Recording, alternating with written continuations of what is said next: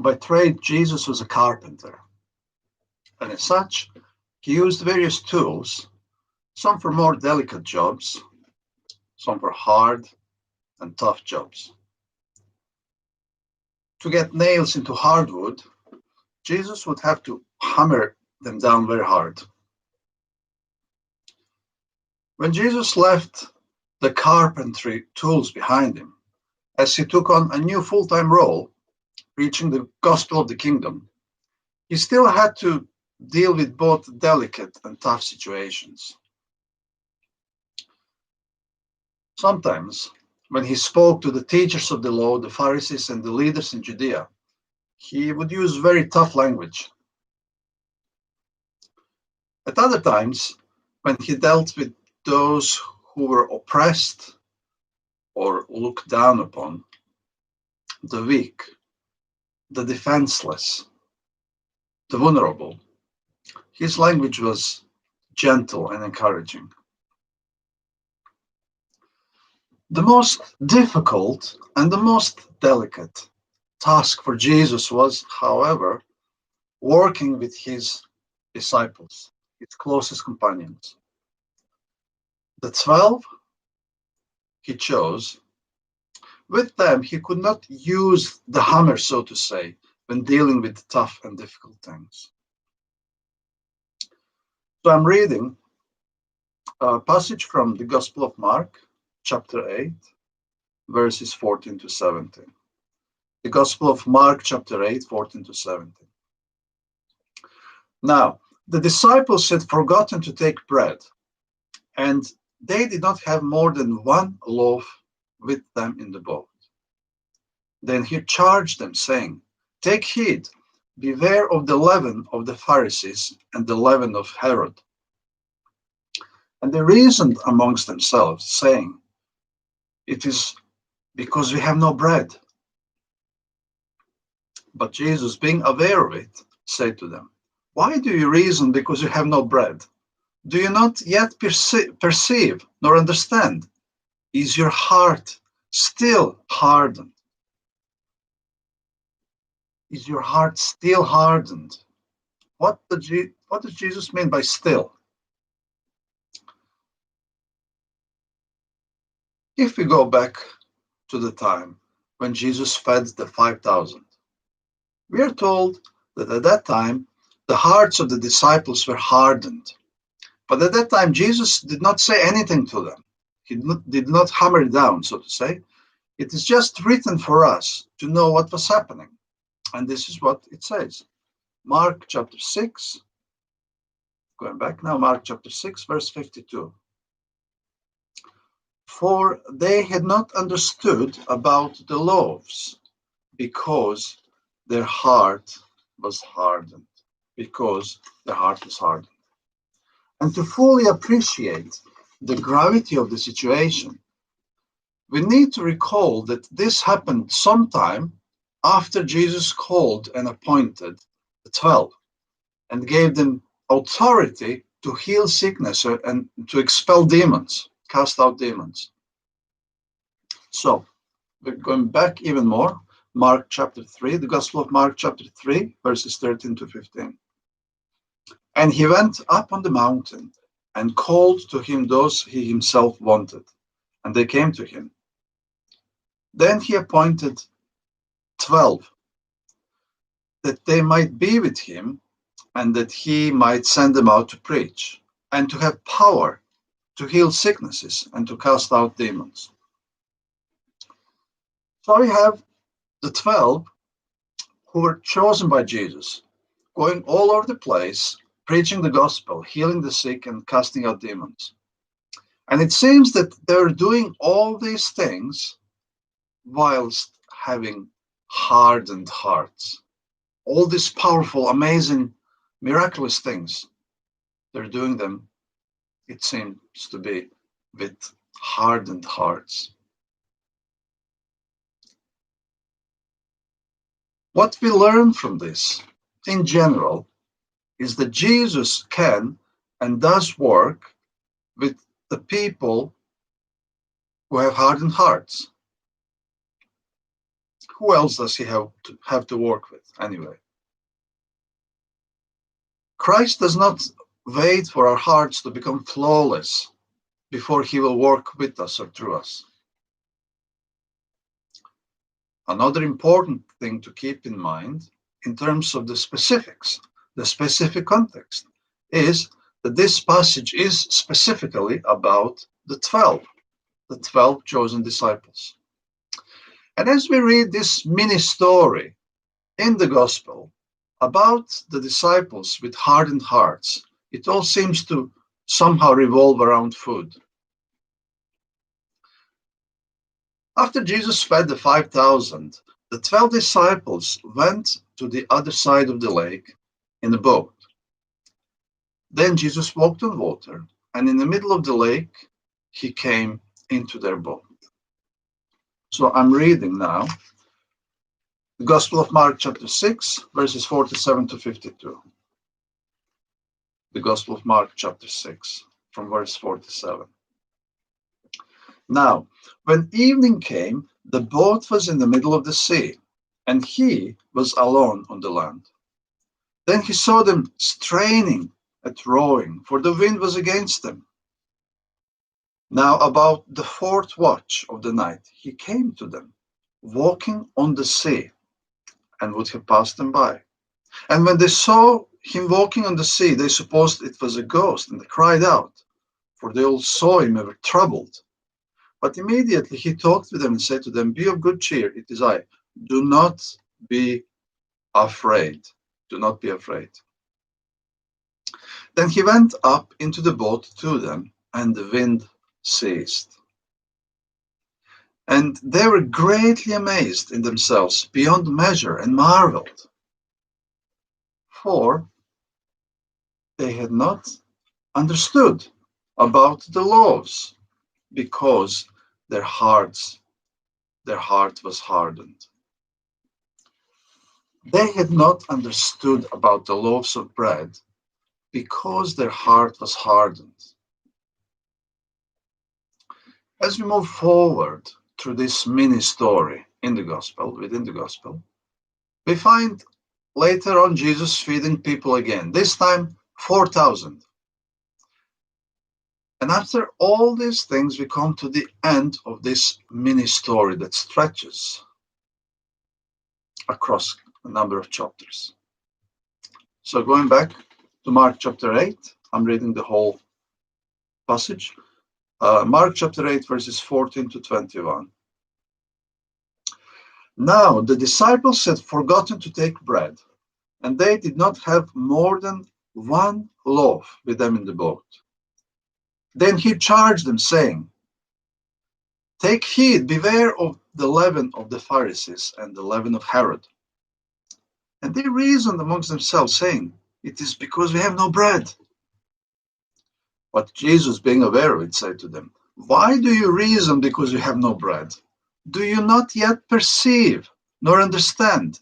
Is your heart still hardened? Is your heart still hardened? Having eyes, do you not see? And having ears, do you not hear? And do you not remember? When I broke the 5 loaves for the 5,000, how many baskets full of fragments did you take up?" They said to him, 12. Also, when I broke the 7 for the 4,000, how many large baskets full of fragments did you take up? And they said, 7. So he said to them, "How is it you do not understand?" To be fair, sometimes Jesus does not make it easy for us to understand him. He speaks in parables, and even the 12 around him sometimes could not understand the parables, so he had to explain them to them. At the same time, Christ uses very simple illustrations, everyday language, such as loaves of bread and leaven or yeast, which should be easy to understand. So what did Christ mean by saying, "Do you not perceive nor understand"? let me remind you of the overall context of this mini story. All the passages we looked so far are specifically about the 12 disciples, the 12 chosen ones. And to preserve the integrity of this mini story, we are looking only at the Gospel of Mark here to understand what was intended by Mark. So we're just reading it in the Gospel of Mark, all these passages. After saying, "Don't you understand?" Jesus tries to explain it to them. Although he's still a bit mysterious and indirect, not making it easy to understand what he's saying. But again, at the same time, he seems to be using simple and obvious illustrations. So Jesus said, "The first time I fed the multitude, the 5,000, how many baskets full of food were left over?" 12, they said. So here we have the 12 chosen disciples saying 12. The 12 said 12. This is a clue.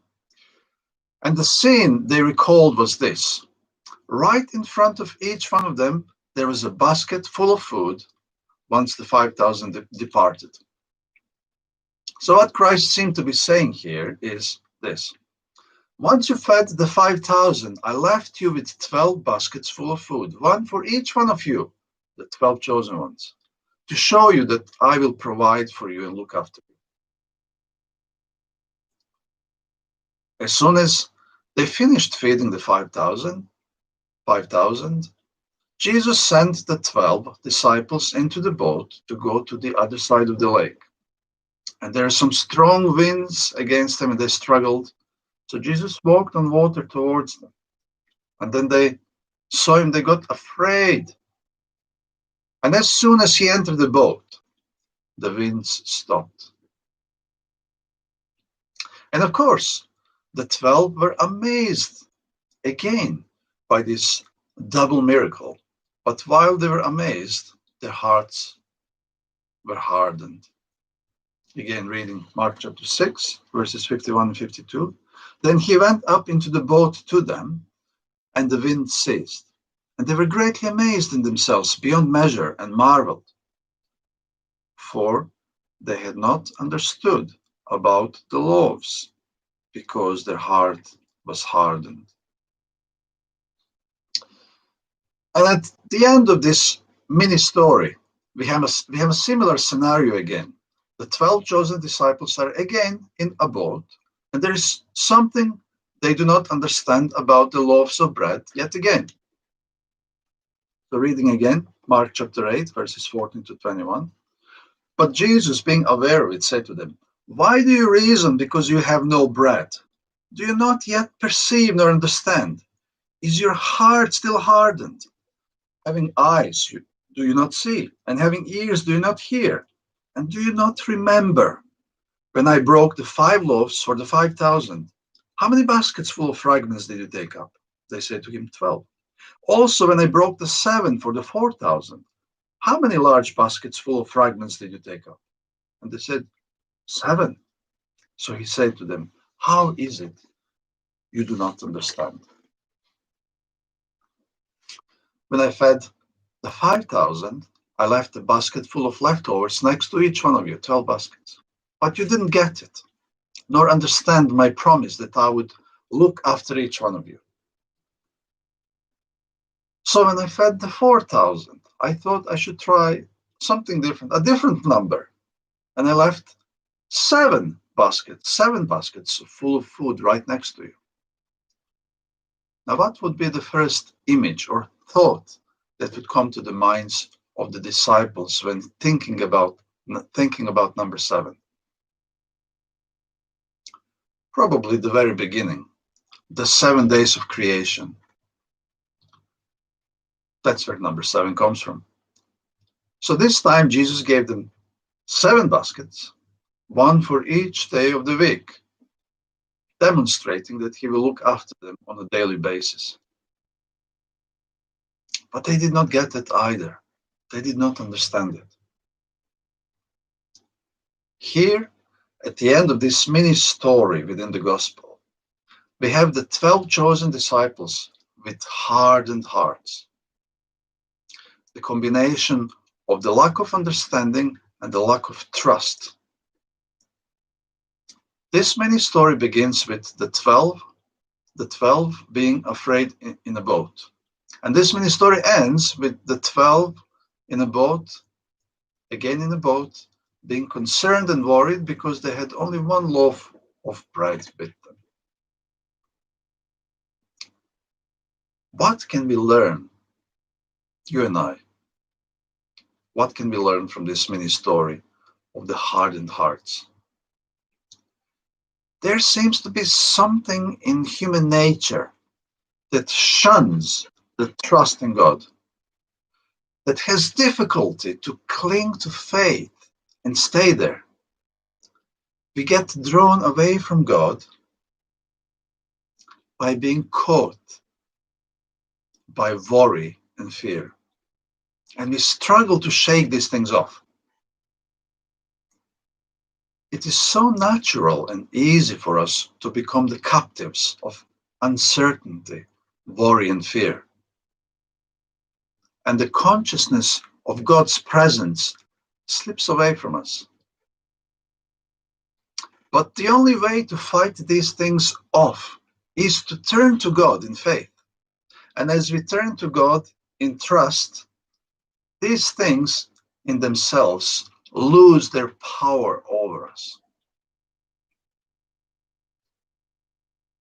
When we face problems and difficulties, we can either stare at worry and fear and so become their captives, or we look to God and choose to trust His promise that He will be with us, that He will provide for us, that He will look after us.